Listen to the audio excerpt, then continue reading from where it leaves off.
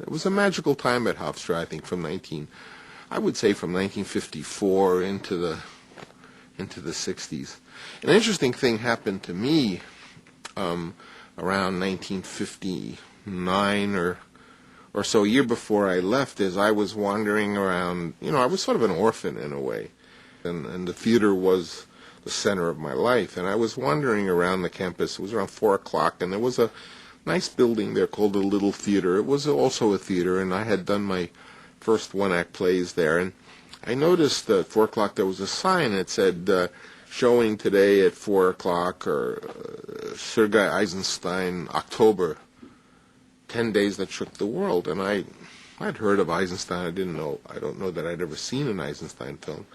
And I peeked in there. There were maybe 3 or 4 people that were about to show this film. And I went and sat in there and saw this, I think, close to 4-hour movie, October, Eisenstein's third or possibly fourth film.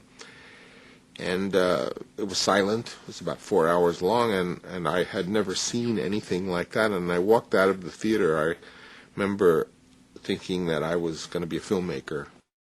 Some of the success I've had in the film business as coming from the fact that my background was in theater, and that I learned about theater, dramatic writing, working with actors, which amazingly is a mystery to many working film directors that have come to film more wanting to be filmmakers and really not having gone through the steps of learning about acting and how you help actors arrive at a performance. I mean, you can hear I've worked on a number of films where I was the producer, and you can almost hear the director who's a mile away from the actor watching the performance through some television monitor, shouting to him, well, do it once again and a little quicker. That the relationship of an actor and a director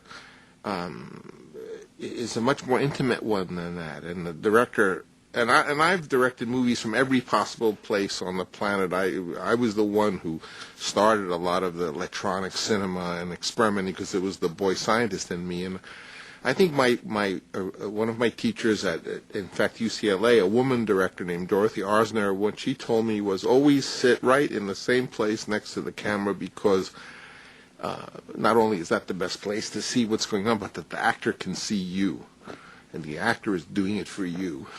And if they can't see you, then who are they acting for, I have pride in my degree from Hofstra, because it was the only school up till that point I'd ever gone from freshman class. Freshman class, when they always say, half of you are not going to get through. It was the only school I had gone the whole term and finished. I remember I was 21 upon the graduation, and I had $1,000. I had $1,000, and I was 21, and I was going off to UCLA to start my graduate school, and I had a degree. I think of all the people who become film directors, you think of the screenwriters who graduate to be directors and editors and photographers. The one who does it the best are the ones who do it the best are the actors. Very rarely does an actor turned director not do a good job. Why is that? I mean, you can make the list. You can go through the list. I mean, from the past, in the days when Charles Laughton and Laurence Olivier were directing films to contemporary time, or one of the most important directors today is Clint Eastwood. It's because those actors who turn director, they know about acting. Well, they've done it. And that's probably the greatest gift you can have as a director. And again, I credit my career as a theater student at Hofstra as giving me the basis to go on and be able to benefit from what the cinema school at UCLA taught me. But it was a good sequence of events that I started at Hofstra and I went to UCLA.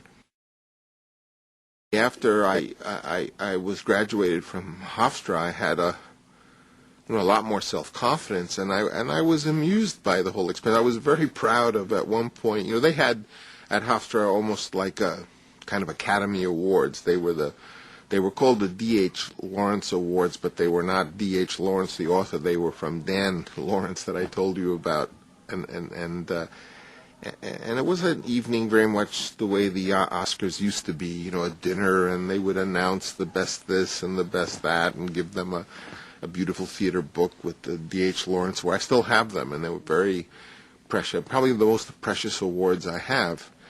And I won in 1956 the award for directing, and they'd never had given a directing award to a student before. It really meant a lot to me.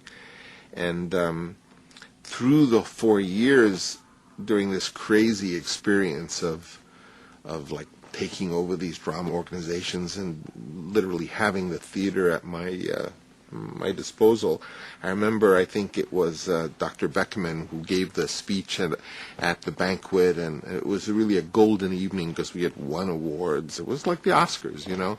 And he said, we saw many things this year, many interesting things, and he talked about some of the highlights. And he said, and we saw the coming and hopefully now going of a new regime. I was so proud that I knew that I was the new regime.